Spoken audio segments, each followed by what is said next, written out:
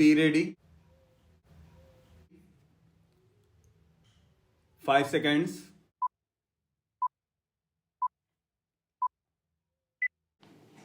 Start. People in rural areas find that there are no health facilities available to them and their children may die due to lack of it. In order to have security both in terms of child survival and old age support, they go for at least 3 or 4 children. The better off in the society, however, can take greater care of their children because of being sure of getting all the medical care that science and technology can provide them in today's world.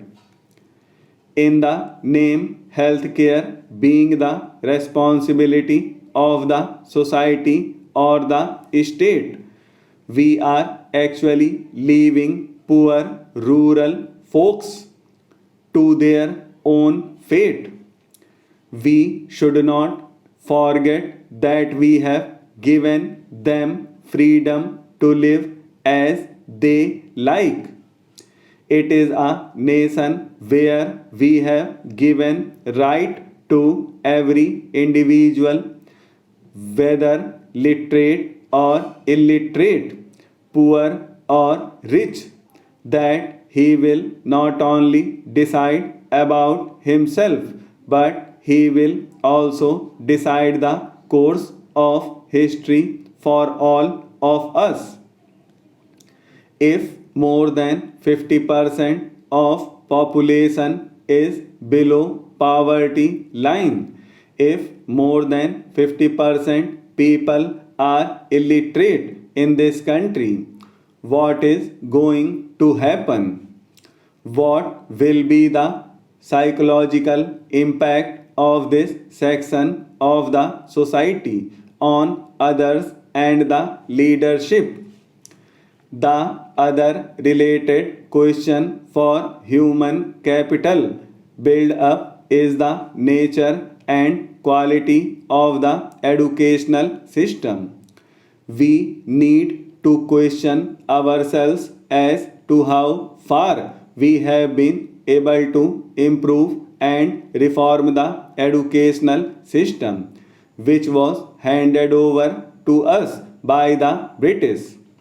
In spite of a large number of studies, reports of committees and high power commissions and their recommendations, the educational system in the country is essence continues to be the same as it was during the colonial phase of Indian history. We have yet not reformed the system to be the one which could promote professional competence or help the youth to think independently, and that too in terms of immediate community and national interest. The educational system needs to be thought of in a different manner than what has been the case so far. Spread of education is closely associated with population control. This has been amply demonstrated in Kerala, which has the highest literacy rate and the lowest rate of population growth. The opposite is true of states like Madhya Pradesh and Rajasthan, where literacy rate is not high. Education, particularly among the women, increases the effectiveness of population control programs. To build human capital of excellence has therefore to be the primary concern of a purposeful population policy.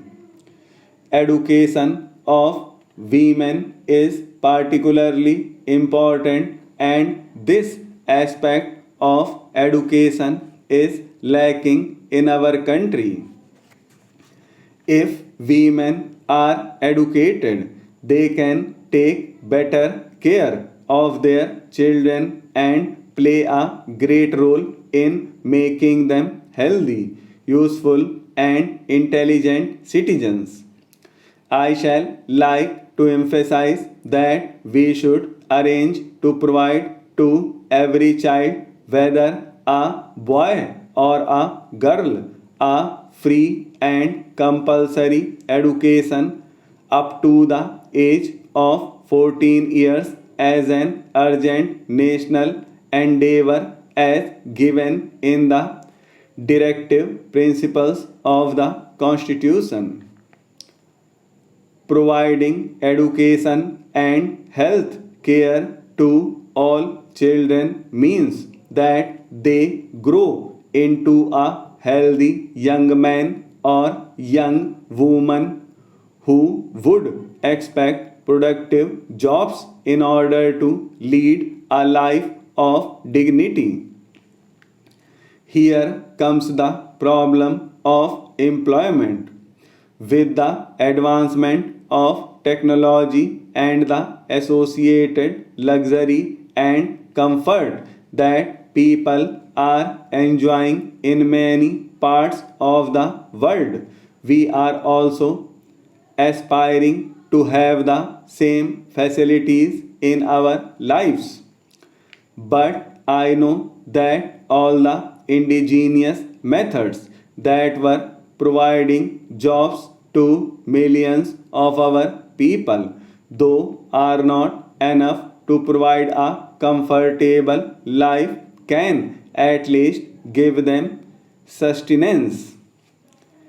This employment to millions is being threatened by technology. Since survival in the basic instinct of human beings, people are not bothered about what will be the future of India or whether they will have the comforts and benefits of technology. They are simply interested in survival. As long as a large section of population is just struggling for survival, we cannot pull out from them the indigenous employment facilities that gave them sustenance. Unless we think afresh about education, employment, and health services in the changing climate, I do not think we shall be able to make a great impact on population front. Our population policy therefore must relate to the question of employment. How best to exploit the human capital remains a critical question. A balance between needs of technological advancement on the one hand and people from all over India, peasants and others were constantly coming. I was meeting them. I was in touch with their problems and so on. Nobody could be closer to the Congress or even more emotionally involved than I have been and still I am. But even so, I do feel that the country is more important than the Congress. If the Congress serves the needs of the country, it is all right. We are with it. But if it does not, we cannot say that this is more important than India or the people of India. And many people resented this remark of mine.